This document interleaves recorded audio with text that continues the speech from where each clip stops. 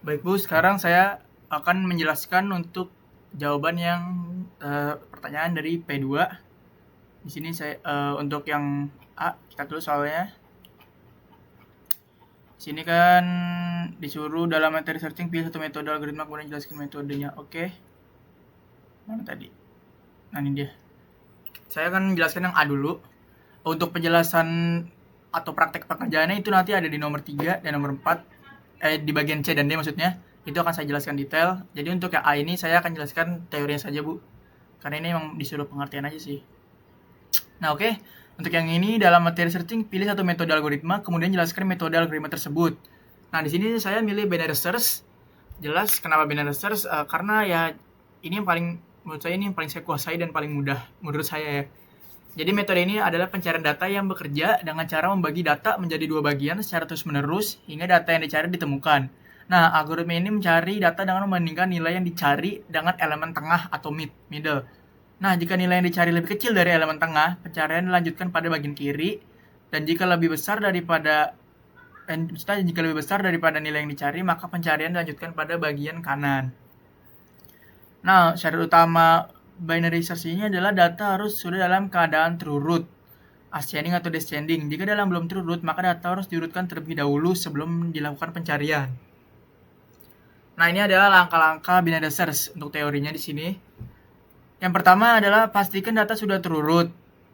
Lalu tentukan indeks awal, low dan akhir atau awal dan akhir. Setelah itu kita hitung indeks tengahnya atau midnya dengan rumus. Ini rumusnya mid sama dengan awal tambah akhir dibagi 2. Nah, setelah itu bandingkan nilai pada posisi mid dengan data yang mau kita cari. Nah, kalau sama data ditemukan, tapi kalau datanya lebih kecil, pencarian dilakukan pada bagian kiri atau bagian awal. Awalnya bakal diubah. Lalu jika lebih besar, pencarian dilakukan pada bagian kanan. Dan terakhir, ulangi langkah tersebut sampai data ditemukan atau ruang pencarian habis. Nah, kelebihannya ini adalah sangat efisien untuk data yang jumlahnya besar, tentu saja. Nah, namun kekurangannya data harus sudah true root. Jadi kalau misalnya datanya ada banyak, yang bikin ribetnya adalah kita harus urutin dulu dari yang paling kecil atau yang dari paling besar. Pokoknya kalau datanya ada banyak nih, misalnya ada ratusan, itu lumayan menyulitkan ya kalau buat diurutin dulu gitu. Next, saya jelaskan yang B. Dalam materi sorting, pilih satu metode algoritma yang pernah diajarkan di kelas dan satu yang belum pernah diajarkan, kemudian jelaskan dua metode algoritma tersebut serta apa perbedaannya. Nah, di sini untuk metode yang saya sudah diajarkan, saya mengambil bubble sort karena ini yang menurut saya paling mudah dan paling saya pahami. Penjelasannya di sini adalah bubble sort adalah algoritma pengurutan data dengan cara membandingkan dua elemen yang bersebelahan, kemudian menukarnya apabila urutannya salah. Nah, proses ini dilakukan berulang-ulang hingga seluruh data tersusun secara berurutan. Langkah kerjanya ini seperti ini, langkah kerja bubble sort, bandingkan dua data, tukar jika urutan salah, lanjutkan hingga akhir data, ulangi proses sampai tidak ada lagi pertukaran. Nah, untuk kelebihan ini adalah pertama mudah dipahami dan diimplementasikan dan cocok untuk data berukuran kecil. Namun kekurangannya prosesnya lambat dan jika jumlah datanya banyak, karena maksudnya lambat kalau jumlah datanya banyak karena membutuhkan banyak perbandingan dan pertukaran. Jadi dia kekurangan ini jelas memakan waktu karena kan dia ngebandingin sebelah sama sebelahnya, Bu, sampai datanya terurut gitu. Jadi jelas kalau misalnya datanya ada banyak, ada ratusan itu lumayan, wah, mending jangan dipakai kalau itu ya. Nah, nextnya sini untuk materi yang belum diajarkan oleh ibu saya ngambil cell sort karena ini sudah saya sempat pelajari, cuma meskipun tidak terlalu paham banget betul-betul, cuma saya udah secara konsep saya agak paham. Nah, jadi penjelasan di sini salah satu ini adalah algoritma pengurutan yang merupakan pengembangan dari insertion sort. Nah, algoritma ini mengurutkan data dengan membandingkan elemen yang memiliki jarak tertentu gap. Nah, nilai gap akan diperkecil secara bertahap hingga menjadi satu, sehingga proses pengurutan menjadi lebih cepat. Jadi misalnya cara nyentuh gapnya ini adalah data dibagi dua, misalnya data 5 dibagi dua, otomatis gapnya 2. Nah, itu kalau misalnya setelah gap 2 belum ketemu juga, gapnya kita kurangin jadi gap 1. Seperti itu, Bu. Nah, ini kan sesuai di penjelasan ini, nilai gap akan diperkecil secara bertahap hingga menjadi 1 kan. Nah, untuk langkah kerjanya cell sort ini, pertama tentukan nilai gap setengah jumlah dari data, lalu bandingkan elemen yang dipisahkan oleh gap tersebut, tukar posisi jika urutannya salah, kurangi nilai gap secara bertahap, dan ulangi proses gap sama dengan 1 dan data terurut. Jadi pokoknya urutannya kelar kalau gapnya udah sama dengan 1 gitu. Nah, kelebihannya ini adalah lebih cepat dibanding bubble sort pada data yang berurutan besar. Lalu mengurangi jumlah pertukaran data sehingga lebih efisien. Namun kekurangannya, implementasinya lebih rumit dibanding bubble sort, jelas banget. Dan yang kedua, performa bergantung pada pemilihan nilai gap. Ini juga jelas. Nah, di sini ada perbedaan bubble sort dan cell sort. Kalau bubble sort sendiri membandingkan elemen yang bersebelahan, sedangkan cell sort ini membandingkan elemen yang dipisahkan oleh jarak tertentu atau gap. Nah, untuk bubble sort banyak melakukan pertukaran data, sedangkan cell sort pertukaran data lebih sedikit sehingga lebih efisien. Nah, untuk bubble sort cocok untuk data berukuran kecil, sedangkan cell sort cocok untuk data yang lebih besar. Nah, bubble sort ini proses pengurutannya lebih lambat, sedangkan cell sort proses pengurutannya lebih cepat dibanding bubble sort. Jadi kalau pakai gap-gap ini, sebenarnya kalau misalnya dia di gap 5 aja dia udah terurut, itu udah selesai sih, udah kelar, nggak perlu sampai gap 1. Jadi itu mungkin lebih simple. Nah, nextnya di sini untuk yang C, akan saya jelaskan, nah ini kertasnya, akan saya jelaskan di kertas ya Bu ya.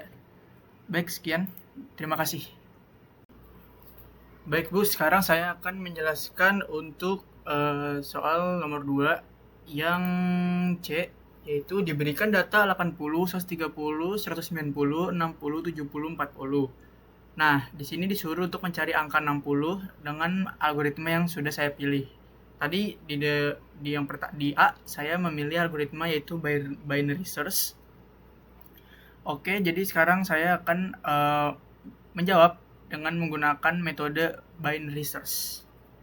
Oke, sini saya akan jelasinnya di kertas biar lebih mudah Bu.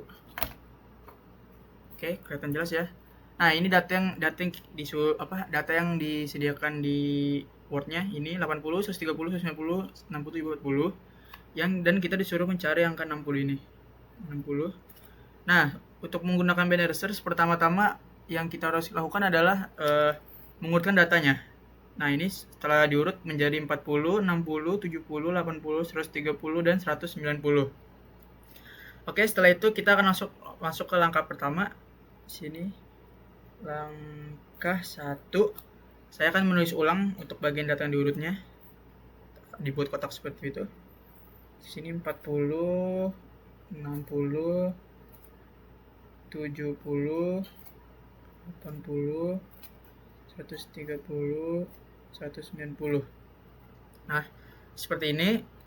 Setelah itu kita tentukan 40 ini kan awal, kita tulis di sini awal, dan 190 ini akhir. Nah, binary search ini adalah metode yang kita harus untuk kita mencari nilai tengah untuk mendapatkan indeks yang kita cari. Dengan cara di sini berarti kita masukin rumusnya. Tujuan kita di sini menjadi nilai tengahnya mid sama dengan, nah nilai tengah ini rumusnya adalah awal tambah akhir dibagi 2. Awalnya di sini indeksnya kita lihat di sini indeks ke 0, jadi ini indeksnya dimulai dari 0, 0, 1, 2, 3, 4, 5. Nah, ini indeks ke 0 awal. 0 ditambah indeks akhirnya 0, 1, 2, 3, 4, 5, 5. Setelah itu dibagi 2 sama dengan 0 tambah 5 sama dengan 5. 5 dibagi 2 itu kan 2,5. Lalu kita bulatkan menjadi 2. Otomatis mid tengahnya 2. Nah, sudah kita temukan, kita tulis di sini. 0, 1, 2, 70 ini berarti adalah mid. Nah, kita kan disuruh mencari angka 60.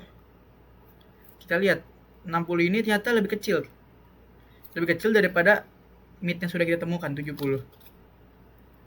Nah, karena lebih kecil, otomatis kita akan mencari atau mengubah indeks di akhirnya, nilai akhirnya. Berarti di sini akhir sama dengan nilai tengah. Karena lebih kecil, otomatis nilai tengah dikurang. Kalau misalnya kita mencari untuk mengubah indeks yang akhirnya, rumusnya adalah nilai tengah dikurang 1 misalnya. Berarti nilai tengahnya kan 0, 1, 2, indeks 2, 2 dikurang 1. 2 dikurang 1 berarti sama dengan 1. Nah, udah kita temukan indeksnya.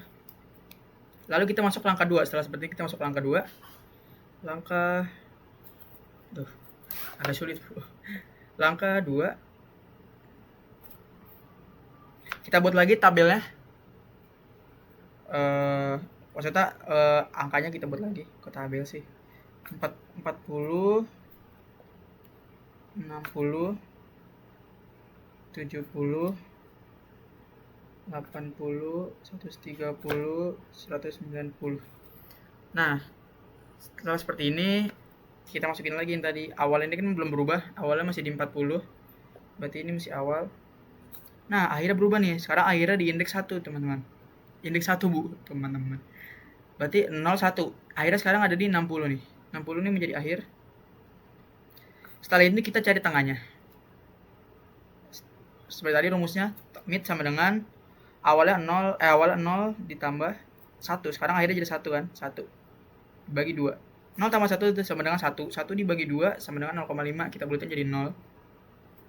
Sekarang tengahnya ada di indeks ke 0. Sama seperti awal ya, sama-sama di indeks 0. Ini juga menjadi tengah. Mid. Nah, sekarang kita lihat 60 ini ternyata lebih besar dari 40. Kalau lebih besar, yang kita ubah adalah nilai awalnya dan dijumlah. Kita lihat di sini. Berarti tunggu bentar. Awal sama dengan nggak kelihatan 0, awalnya kan 0 ya. 0 ditambah midnya 0 tambah 1 masuk pakai mid. Awal tambah 1 sama dengan 1. Nah, udah ketemu nih. Kita masuk ke langkah 3 sekarang. Langkah 3. Kita buat lagi datanya. 40, 60, 70, 80, 130, 190. Nah, sekarang awal ini ada di indeks 1. 0, 1, 60 ini awal.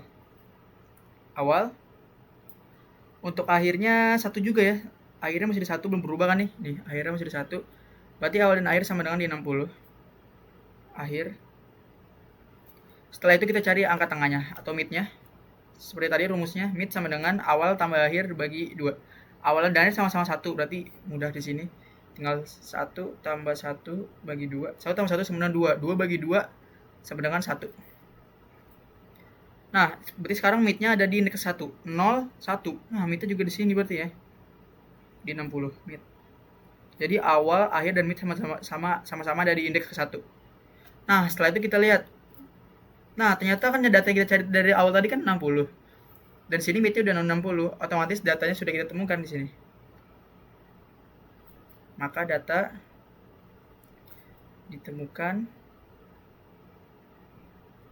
pada indeks ke 1. Nah, seperti itu Bu penjelasan dari saya untuk binary search ini. Alasan saya milihnya emang cukup mudah untuk dijelaskan dan saya juga paham ya. Baik, sekian penjelasan nomor 2 yang 3 P2 yang ketiga. Next kita akan lanjut ke P2 yang keempat. Terima kasih. Oke Bu, sekarang saya akan menjelaskan untuk jawaban yang nomor 2 bagian yang D. Di sini soalnya yaitu diberikan data 13, 9, 7, 11, 5 dan urutkan menggunakan 2 metode algoritma yang dipilih. Untuk metode pertama yang saya pilih yang diajarkan oleh Ibu adalah bubble sort. Jadi saya akan menjelaskan bubble sort dulu. Baik, di sini ada kertasnya lagi. Saya akan jelaskan di kertas lagi tadi supaya lebih enak. Bentar. Nah, di sini kita tulis dulu tadi untuk urutan soalnya. Datanya itu 13, 9, 7, 11, 5. Sini ada 13, 9, 7, 11, 5. Kita cek dulu. 13, 9, 7, 11, 5. Ya. Nah, di metode bubble sort ini adalah membinakan data dari kanan ke kiri atau bisa juga dari kiri kanan. Sesuai target kita apa? Kalau saya target ini ascending, yaitu dari kecil ke besar. Jadi yang kiri ini kecil, yang kanan ini besar. Otomatis saya pindahin dari kanan. Baik, kita mulai saja untuk iterasi pertama. Di sini ada 13, 9, 7, 11, 5. Kita lihat di sini 11 dan 5. Karena tujuan kita adalah ascending, yaitu dari kecil ke besar, 5 bisa ditukar dengan 11. Kita tukar di sini 11 di sini, 5, 7, 9, 13. Oke, setelah itu, setelah yang pertama ini yang 5, 11. Yang kedua kita bisa kita cek yang ini, 7 dan 5. 7 dan 5 ini bisa kita tukar karena 5 lebih kecil dari 7. Kita tukar di sini. Jadinya di sini 7, di sini 5. Ini tetap 11, 9, 13. Jadi Bu, setelah itu kita cek lagi 5 dan 9. 5 dan 9 ini juga bisa ditukar karena 5 masih lebih kecil. Kita tukar seperti ini, 9 di sini, 5 di sini. Kita tulis ulang, 13, 7, 11. Nah, yang terakhir ini perbandingan 15 dengan 13 juga bisa kita tukar seperti ini. Jadinya ini 5, ini 13. Nah, ini untuk iterasi belum. Lupa, 9, 7, 11. Nah, ini untuk iterasi pertama, iterasi 1. Next, kita lanjut ke iterasi keduanya karena ini datanya belum ngurut ya. Baru yang pertama doang. Kita lanjut ke iterasi kedua, datanya kita turunin lagi yang terakhir kali, yaitu 5, 13, 9, 7, 11. Kita bandingin lagi dari awal, dari kanan lagi, 11 dan 7. Karena 11 sudah lebih besar dari 7, ini tidak usah dipindahkan. Kita lingkari. Lalu kita tulis ulang lagi datanya di bawah. 11, 7, 9, 13, 5. Sekarang 7 dan 9. 7 dan 9 ini bisa kita tukar karena 7 lebih kecil daripada 9. Kita tukar seperti ini, 9, 7, 11, 13, 5. Nah, sekarang adalah 7 dan 13. Bisa kita tukar. Selama angkanya yang kanan lebih kecil, bisa kita pindahkan ke kiri. Seperti ini, 13, 7, 5, 9, 11. Yang terakhir adalah perbandingan dengan 7 dan 5. 7 sama 5 ini sama-sama, maksudnya 7 ini udah lebih besar dari 5 gitu. 5 ini kayaknya udah mentok di sini, nggak bakal pindah lagi. Jadi kita lingkarin yang ini. Lalu kita turunin datanya. 5, 7, 13, 9, 11. Nah, ini untuk iterasi 2 karena sudah mentok, sudah tidak bisa diapain lagi. Ini adalah iterasi 2. Iterasi 2, aduh, habis pulpennya. Iterasi 2. Nah, selanjutnya kita lanjut ke iterasi ketiga. Data yang terakhir kali kita turunin lagi di sini. 5, 7, 13, 9, 11. 11 dan 9 ini sudah benar, 11 sudah lebih besar. Otomatis kita lingkarin di sini. Di lingkaran ini maksudnya tidak ada perubahan data. Kita turun lagi datanya ke bawah. 11, 9, 13, 7, dan 5. Sekarang perbandingan 9 dan 13. 9 dan 13 bisa kita tukar karena 9 lebih kecil daripada 13.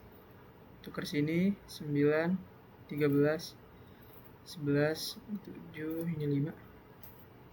Nah, sekarang perbandingan 9 dan 7. 9 dan 7 sudah sama-sama, maksudnya sudah benar lah ya. 7 ini lebih kecil dari 9 karena tujuan kita kan dari kecil ke besar. Jadi ini kita lingkarin di sini. Sebentar. Lalu kita turunin lagi datanya. 11, 13, 9, 7, 5. Dan perbandingan terakhir 7 dan 5. Ini juga sudah benar. Jadi kita lingkarin. Karena 5 jelas lebih kecil daripada 7. Kita turunin lagi datanya. 9, 7, 5. Nah, sudah selesai untuk iterasi ketiga karena sudah sampai akhir. Kita tulis dulu iterasi 3. Next, kita lanjut ke iterasi 4. Data terakhir lagi kita turunin lagi ke bawah data terakhirnya. Sini berarti ada 5, 7, 9, 13, 11. Nah, 11 dan 13 ini bisa kita tukar karena 13 tentu lebih besar daripada 11. Pindahkan ke sini. 13 ini jadi 11, itu 9, 7, 5. Nah, lalu kita lihat perbandingan 11 dan 9. 11 jelas sudah jelas lebih besar daripada 9, jadi ini tidak ada perubahan. Sama di sini. Kalau sama, kita turunin datanya ke bawah. 13, 11, 9, 7, 5. Nextnya adalah perbandingan 9 dan 7. 9 dibandingkan dengan 7 juga sama. Kita garis bulutin lagi. Ini sebenarnya udah berurutan sih angkanya, jadi kita habisin aja sampai akhir. 12, 11, 9, 7, 5. Yang terakhir adalah perbandingan 7 dan 5 juga sudah benar. Kita garisin, lagi turun datanya. 5, 7, 9, 11, 13. Sudah selesai. Ini adalah iterasi keempat. Masih 4. Dan sudah kita cek di sini datanya berurutannya terkecil 5, lalu 7, 9, 11, 13. Jadi ini sudah sesuai target karena tujuan kita tadi adalah menyortir ascending, yaitu dari angka kecil ke kanan. Jadi kiri paling kecil, kanan paling besar, dan membutuhkan hanya 4 iterasi. Iterasi pertama, iterasi 2, iterasi 3, iterasi 4. Jadi sudah selesai untuk penjelasan yang bubble sort. Selanjutnya penjelasan yang cell sort. Terima kasih, Bu. Oke, Bu, sekarang saya akan menjelaskan untuk jawaban nomor 2 D yang bagian sorting yang belum diajarin oleh Ibu. Di sini saya mengambil cell sort. Jadi cell sort ini adalah metode yang pengurutannya menggunakan gap gitu. Baik, saya akan langsung masuk ke penjelasan aja di sini. Cell sort. Pertama-tama kita tulis terlebih dahulu datanya. Sebentar, saya cek dulu datanya itu 13, 9, 7, 11, 5. 13, 9, 7, 11, 5. Nah, cara tahu gapnya berapa adalah dengan rumusnya. Rumusnya ini adalah N dibagi 2. Jadi N ini adalah total data. Total datanya ini kan ada 5. 1, 2, 3, 4, 5. 5 ini dibagi 2. 5 bagi 2 sama dengan 2,5. Kita bulatin jadi 2. Jadi gap pertama ini adalah gapnya 2. Sini. Kesini aja biar jelas. Gap sama dengan N bagi 2 sama dengan 5 bagi 2 sama dengan 2. Ini gapnya 2. Kita mulai aja. Kita mulai dari indeks pertama ini. Gapnya kan 2, otomatis 0, 1, 2. Jadi 13 dan 7 dibandingin. Tujuan saya sama kayak tadi itu adalah ascending. Jadi dari kecil terbesar kita ngurutinnya. Jadi kita tukar dulu nih 9 dan 7. Karena 7 lebih kecil dari 13, berarti 7 bisa tukar. 7 jadi di depan. 9 tetap di sini. 13, 11, 5. Nah, setelah itu kita lihat indeks yang keduanya. Sama kayak tadi, gapnya tetap 2. Jadi 9. Jadi 0, 1, 2. 9 dan 11. Karena 9 sudah lebih kecil dari 11, berarti kita abaikan saja. Kita masuk ke selanjutnya, yaitu adalah sekarang yang 13-nya. 0, 1, 2. Berarti 13 sama 5 dibandingkan. Jelas 5 lebih kecil daripada 13. Otomatis kita tukar. 7, 9, 5, 11, 13. Nah, ini kan udah mentok tadi ya. Berarti ini sama dengan langkah pertama. Langkah 1. Next kita masuk ke langkah 2. Data yang terakhir kali kita turunin lagi. 7, 9, 5, 11, 13. Kita sama lagi pakai gap yang tadi. Gapnya masih 2 di sini. 7 dan 5 kita bandingkan. Jelas 5 lebih kecil. Jadi kita pindahkan di sini. 5, 9, 7, 11, 13. Selanjutnya adalah 9 dan 11. Masih sama, tidak ada perubahan. Dan 7 sama 13. 7 juga lebih kecil dari 13, jadi tidak ada perubahan. Ini sudah langkah kedua.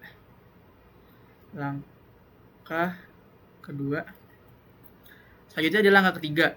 Karena tadi gap 2 sudah mentok, tapi di sini urutannya belum selesai, otomatis gapnya berkurang. Kalau udah nggak bisa diapain lagi, gapnya sekarang dikurangi 1.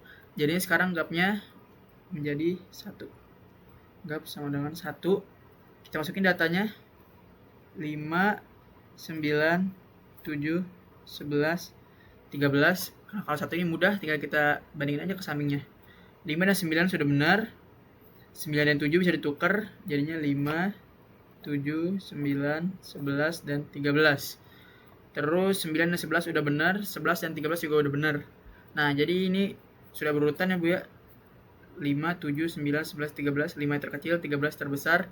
Dan ini adalah angka ketiga. Jadi untuk data ini, jika kita menggunakan cell sort, kita hanya membutuhkan 3 langkah untuk menyelesaikan datanya. Dan maksudnya untuk mengurut datanya menjadi terurut dari kecil terbesar. Sekian penjelasan untuk yang nomor 4 bagian sorting yang belum diajarin Ibu, saya milih self sort. Baik, terima kasih Bu.